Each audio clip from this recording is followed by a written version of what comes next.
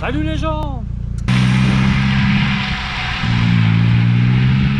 Salut à tous, aujourd'hui on se retrouve pour une petite vidéo. Je vais faire une petite modification sur ma voiture. C'est une BMW E90 330i.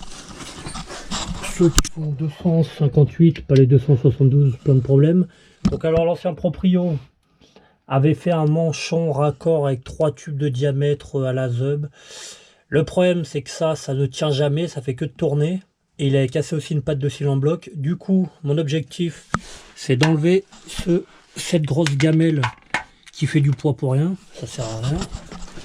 Et de remplacer par un test que j'ai déjà fait à l'époque. Alors là j'ai un bout de tube, j'ai un bout pour rallonger. Et je vais voir si je mets cette sortie ou pas, parce que ça me paraît un peu gros et un peu jacquisme, on va dire.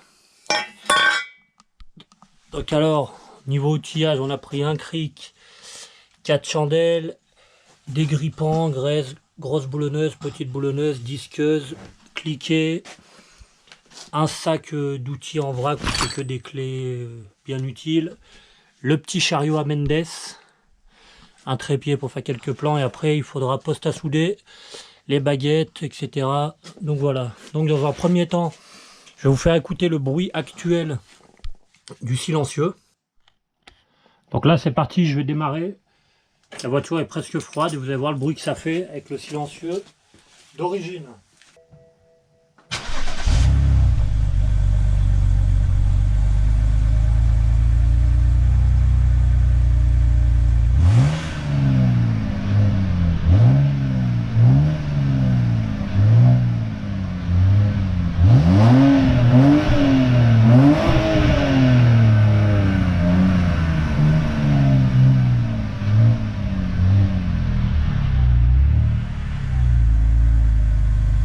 Donc alors là, on est sur le bruit d'origine avec la grosse gamelle. Ça fait un peu plus de bruit que l'origine normale vu que son manchon fait un peu à l'arrache. Il y a une petite fuite là-bas. Donc déjà, dans un premier temps, on va démonter ça, prendre la cote. Je vais éteindre sinon je vais finir asphyxié. Donc j'en étais, dans un premier temps, j'ai éteint sinon j'allais finir asphyxié avec le gaz. Donc je vais mettre la voiture sur 4 chandelles. Après je vais démonter le silencieux pour mettre en place le nouveau, voir qu'est-ce qu'il faudra rajouter, décaler, etc. Une fois que ça sera le cas, je démonterai la ligne complètement. On fera la soudure finale, on remontera en priant les doigts que ce soit en face, mais il n'y a pas de raison. Et puis après, je vous ferai un bruit d'une E90 330i avec suppression de silencieux final, voir la différence. Car là, vraiment, avec le silencieux, avec cette bonne grosse gamelle, même mon berlingot fait plus de bruit. Donc, je trouve ça un peu dommage que ça fasse pas un poil plus de bruit après avec les normes et tout. Donc allez, on va passer aux chandelles. Donc pour la chandelle arrière, je vais venir me poser. Là c'est galère à faire les deux à la fois. Je vais essayer de me choper sur le pont. Comme ça je vais lever à fond. Et je mettrai une chandelle de chaque côté. Parce que sur les BMW c'est chiant sur les côtés quand c'est pas... Là par exemple c'est des bas de caisse, c'est des caches plastiques, etc. sur les côtés. Donc on peut pas trop foutre le cric et la chandelle à côté sur la vieille voiture où c'est que de la fer et on s'en fout, mais là c'est un peu chiant. Donc allez, on lève.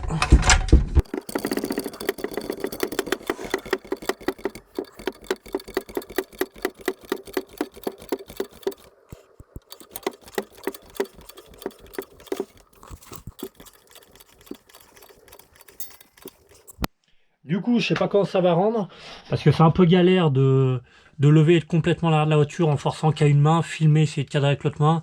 Donc alors là, de chaque côté, on est levé, on va venir mettre une chandelle. Voilà, là on est levé, le bon pneu complètement neuf. Parce que ça, moi, les témoins, ça je connais pas trop. Moi j'attends généralement, dès que je vois de la ferraille qui sort, c'est que on peut y aller et on peut changer le pneu. En place. Donc maintenant, on va passer à la partie périlleuse.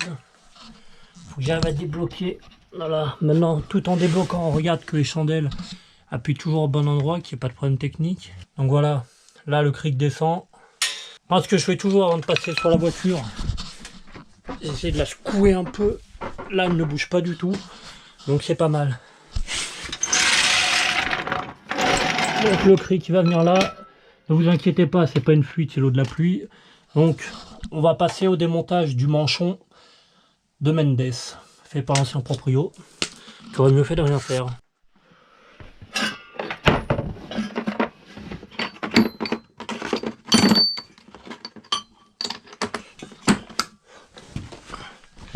La glosse boulonneuse.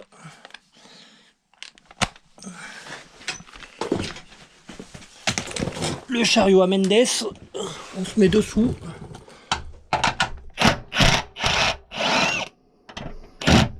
Merde, j'avais oublié que ça tournait dans le vide. Moi qui pensais que ça allait être rapide, donc à l'heure là, d'ailleurs ça doit être du 13 également, on va prendre la clé pour bloquer. Alors quand il n'y a pas de caméraman, c'est un peu galère. Là, je bloque avec les genoux la GoPro. J'ai passé la clé au-dessus. Ça, vous n'allez rien voir malheureusement. Là, vous allez voir. Maintenant, on prend la déboule. Et normalement, ça devrait marcher. Voilà. C'est réussi. La vis est partie. Maintenant, voilà. Et là, en fait, comme vous pouvez voir, il y a le tube plus petit diamètre. Le tube plus petit diamètre. Et il a enquillé un tube d'un diamètre un peu plus gros qu'il est venu faire des entailles et il est venu mettre un collier. Sauf que le truc ça fait que de tourner et en fait l'arrière de la ligne fait que de se lever et tout et du coup ça fait fondre le pare-choc. Donc c'est complètement de la merde. Donc là maintenant que ça c'est fait, on va passer au démontage de la gamelle. Toujours posséder la bonne boîte de glace menthe chocolat. On conserve la vis et on va passer au démontage. Alors là, il me semble qu'il y a un silencieux là-haut. Je vais vous montrer ça. Un silencieux bloc, pardon. Il y en a un ici qui a dû être changé parce que rouge, ça m'étonnerait que ça soit ceux d'origine. Et un autre ici. Donc on va déjà ici. Là il y a un écrou. Il me semble que c'est du 10 ou du 11. On va d'abord desserrer lui. Comme ça lui on va le faire tomber. Et lui on le désenquillera à la main. Donc alors on se munit de la fidèle Parkside. Que ça doit faire 4 ans que je l'ai, je lui ai mis dans la gueule tout ce qu'il fallait, elle a jamais bougé, ceux qui hésitent vraiment, je crois que j'ai payé ça 40 €, c'est vraiment pas mal. Donc là, en plus, oulala, je me suis carrément pris la gamelle sur la gueule, j'ai failli mourir pour vous filmer ça. Donc l'écrou, lui on va pas s'en servir là-haut, on le remet là, et après, donc maintenant on bloque, ça c'est ma technique, il n'y a plus la technique, quand on n'a pas de pont. Moi, je bloque avec la jambe et après le silencieux qui est là-bas dessous, le silencieux bloc pardon, j'arrive à le faire glisser. Bon, je suis pas sûr d'arriver à vous filmer ça, mais de toute façon il y a juste à le faire glisser, il n'y a rien de technique. Du coup par les trous que l'ancien propriétaire a fait quand il a tout cassé, je sais pas comment il s'est démerdé, malgré les radars de recul, quand tu vois le pare-choc, je pense qu'il s'arrêtait au bruit, il attendait d'entendre pour s'arrêter. Du coup là je vais trouver un petit angle, quand ça force, ce que je fais c'est que j'enquille un petit tournevis très proprement, je viens mettre du dégrippant à l'intérieur.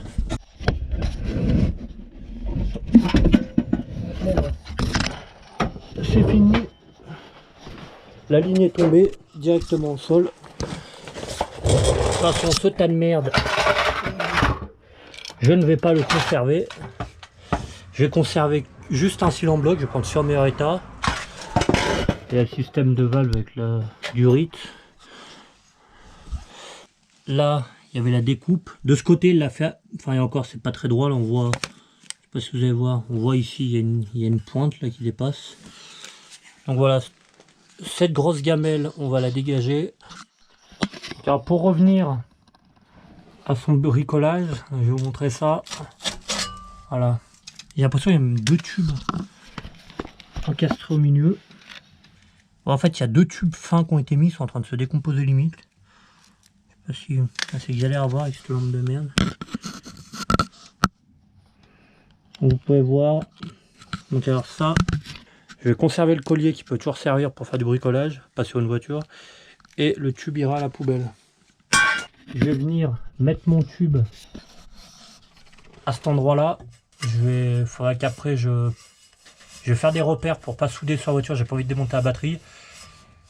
Là je vais faire propre, je vais faire 2 repères au marqueur bien en face et après j'y souderai complètement démonté de la voiture une fois que j'aurai démonté la ligne. Mais bon là déjà on aura un très léger gain de poids. Donc là on est sur la partie support cylindre bloc. C'est quand j'ai récupéré la voiture, le gars m'avait donné ça. Apparemment c'est l'ancien mec qui l'avait avant qui avait fait ça. On peut voir un bout de vis dans un sens, un bout de vis et encore la tête 6 pans là pour venir, mais bon, ça fait très bien l'affaire. Et moi je pense que j'aurais juste à rallonger un peu parce que le problème c'est que ça arrive un peu court et comme vous pouvez voir ça fait fondre le pare-choc, donc la chaleur sort un peu dans le pare-choc. Du coup on se retrouve là-bas dessous. J'ai fait les repères, ça je peux y enlever. Au fur et à mesure je prends le temps de à peu près enlever les outils, sinon à force on se retrouve avec des clés plates sous le dos quand on glisse sur voiture, c'est un peu la merde. Donc là c'est bon, maintenant je vais démonter l'intégralité de la ligne. Il me semble que c'est juste après les deux collecteurs, tout à l'avant. Donc je vais démonter ça.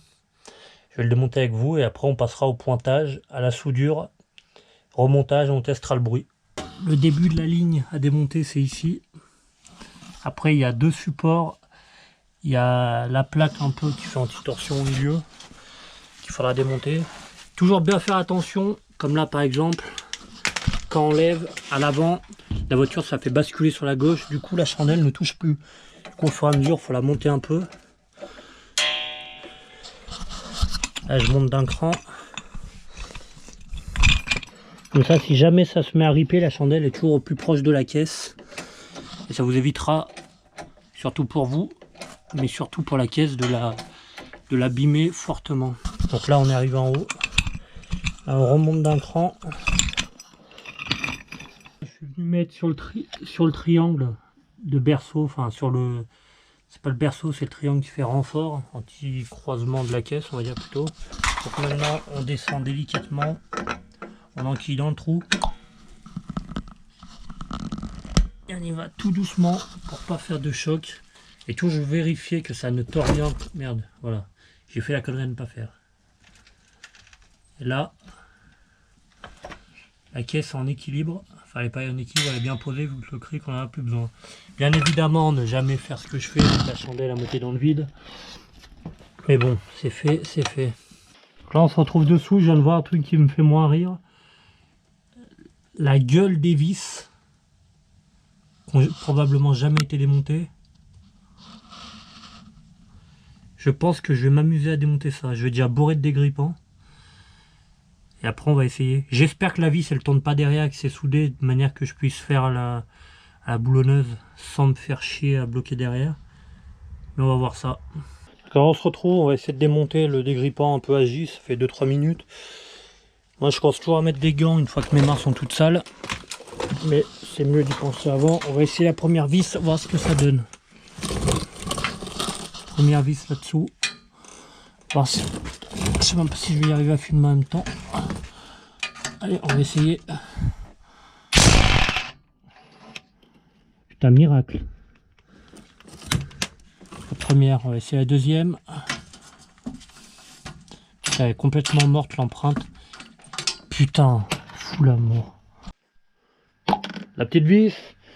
Maintenant, on va se munir d'un marteau. Vu que j'ai vu un problème très simple ici, le qui m'emmerde ici, ça a déjà essayé, comment dire, ça a déjà essayé d'être démonté, sauf que la personne d'avant a dû arriver avec une bonne clé, enfin pas la bonne clé justement en travers, il a foiré le pan, il s'est dit ah merde c'est foiré, bah j'arrête, au lieu de le disquer, de remettre une vis neuve. Non, c'est toujours chiant de passer après des personnes comme ça, parce que là du coup l'empreinte ne rentre plus, donc je vais taper au marteau pour faire rentrer de force et on changera l'écrou. Là je vous reprends après parce que j'ai pas 3 mains. Donc du coup ça y est, en tapant au marteau j'ai réussi à faire rentrer la douille. Voilà, maintenant le dévissage. Quand on se retrouve pour la suite de la vidéo, moi je viens de finir de manger, j'ai démonté le temps que la GoPro chargeait 2 supports. Et bon, il n'y a qu'une vis, c'est pas intéressant à filmer. Parce que bien évidemment, vu que j'ai la GoPro 7 White, c'est la GoPro typique de merde, c'est-à-dire que c'est la batterie interne et tu ne peux pas la changer et la remplacer facilement. Ça peut se faire, mais c'est la merde. Donc autant, du coup, je la recharge directement. Alors là, on voit l'ancien paysagiste qui travaille avec le gazon synthétique. Du coup, les vis, j'ai réussi à les défaire. Il y a un support qui vient ici, on voit dessous. Je l'ai défait, là il y a un autre support. Maintenant on va passer à l'arrière pour que je vous montre ça. Voilà, donc le dernier cil en bloc il est là. Dernier cil en bloc. Voilà, le dernier cil en bloc il est là. Il tient sur la vis de pont, il y en a une qui est plus longue, il y a un écrou derrière. C'est galère à filer, c'est pas pratique. Ah donc là il tient plus. Là j'ai mis la chandelle ici pour maintenir. Il y en a qui étaient complètement bouffés. Et je sais pas pourquoi il y en avait 2 en 13, 2 en 14. Dans mon seau à merveille, j'ai un seau rempli de vis de voiture. J'essaierai d'en retrouver d'autres. Pardon. Donc ça y est, on se retrouve 30 secondes après. Là, il y a l'arrivée des collecteurs, la ligne est par terre. Il y a juste au bout, elle tient sur la chandelle. Voilà. La ligne est ici. Bah alors là on se retrouve, vu que dans le garage j'avais pas assez de place et j'avais pas envie de descendre la voiture, la réavancer, etc. Du coup là j'ai commencé à pointer, etc. J'ai renettoyé, j'ai mis des cales. Et là on va passer à la soudure, je vais vous faire un accéléré de la soudure tout autour là.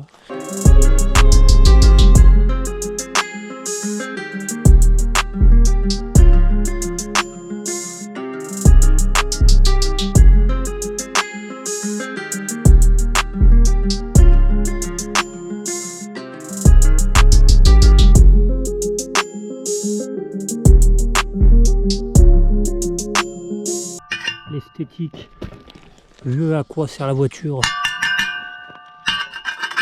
qu'elle risque de rencontrer peut-être des lampadaires ou des murs, ça sert pas à grand chose de... Puis au moins c'est fait maison, c'est pas cher, mais ça tiendra tout aussi bien que l'origine, ça tiendra encore mieux que le manchon de l'ancien propriétaire.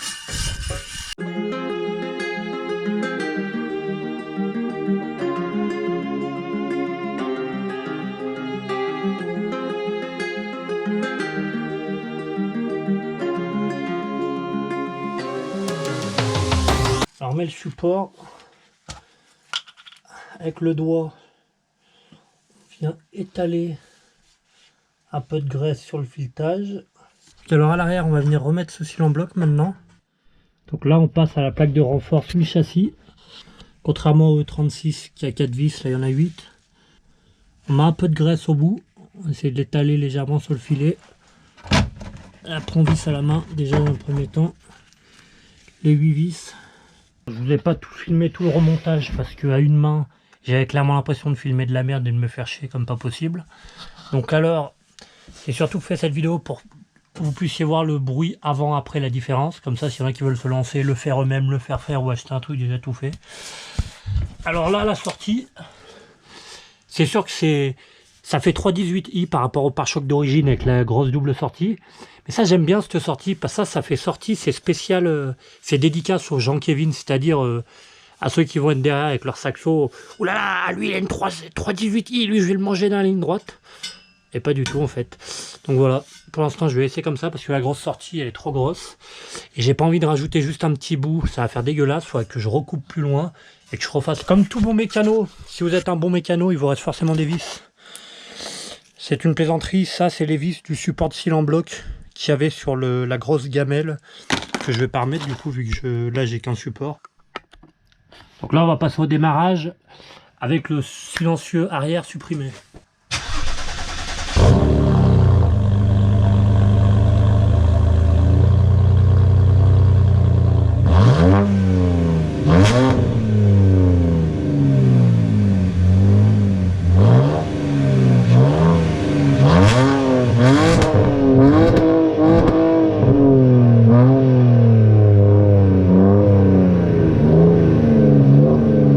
Vous avez eu un petit test déjà juste avec le silencieux arrière supprimé. Bien évidemment, pendant que je buvais un café juste avant, la voiture je l'ai fait un peu tourner, c'est pour ça que j'ai tiré dedans directement, j'ai fait 2-3 rupteurs.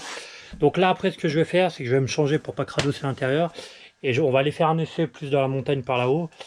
Je poserai la GoPro à plusieurs endroits sur le côté et je passerai à côté en tirant dedans plus ou moins pour voir d'un bruit extérieur ce que ça donne.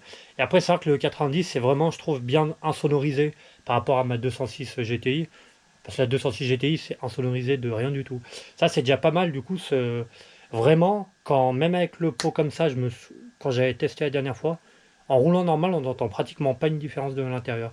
Par contre, quand on accélère, on entend. C'est pour ça que là, maintenant que c'est installé avec ma petite sortie 318i dédicace à Jean-Kévin, on va passer à ça. Puis après, je m'occuperai de l'ancien propriétaire qui, putain, il m'a mis du scotch là. En fait, il est rouillé de pare-choc. Parce que lui, il devait pas... Lui, les radars de recul, il connaissait pas, il attendait d'arriver dedans. Du coup, on va faire une petite réparation. On va appeler ça du Starf légal, on dédicace ça Starf au bar. On va mettre des petits Serflex. Parce que ce scotch de maçon portugais. Non merci. On est sur avant. Et moi ce que je vais faire c'est que ça faut que je tape un peu pour qu'il repasse dessous. Là je vais pas le faire en haut parce qu'il y a la traverse, il faut que je démonte le pare-choc, je vais partir d'ici. Et après, à la mèche de 5, je fais des trous de chaque côté. Et après, je mets les Serflex, enfin les riselants en croisé. Ça fait une rigidité. Déjà plus rigide que le scotch. Puis surtout, là, on voit que le scotch a niqué la moitié de la peinture. Sur le pare-choc, il est mort. Donc, vu ce qu'il a, pareil, je mettrai 2-3 cercles. Vu ce qu'il a fait avec, ça va juste être du rafistolage pour pas le perdre des bouts en route. Mais bon, mieux rafistoler pour mieux frotter les barrières plus tard. Alors là, je suis parti de sous la traverse de pare-choc arrière. J'ai passé tout le long, et maintenant on va venir rifter en croix. Je vous reprendrai que c'est fini pour vous montrer comment j'ai fait. Alors moi, ce que je fais, c'est que je viens le passer là-dedans. Après, je viens le passer dans celui du bas, ici. Pas ici, sinon ça risque de tirer en travers des fois. Là, ça tire mieux. Je viens faire un X. Maintenant, je pose la GoPro pour le clipser derrière, j'y arriverai pas une main. Maintenant que c'est fait, derrière je tends.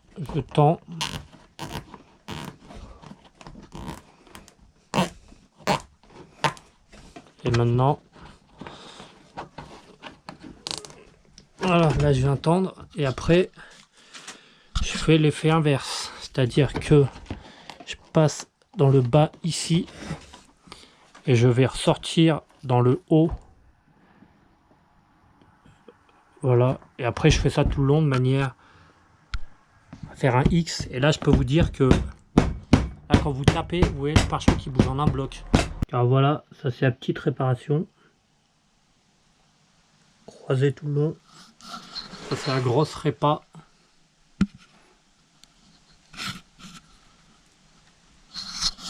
Alors si je fais ça, c'est que vu que je vais souvent à Lyon Centre et que j'ai tendance à me garer un peu toujours n'importe où à l'arrache, j'ai pas envie de mettre un pare-choc neuf, peinture neuve, que ça me coûte 400 balles, pour qu'un abruti me recule dedans avec la boule d'attelage, et qu'il faut refaire un tour, on rechange le pare-choc, etc.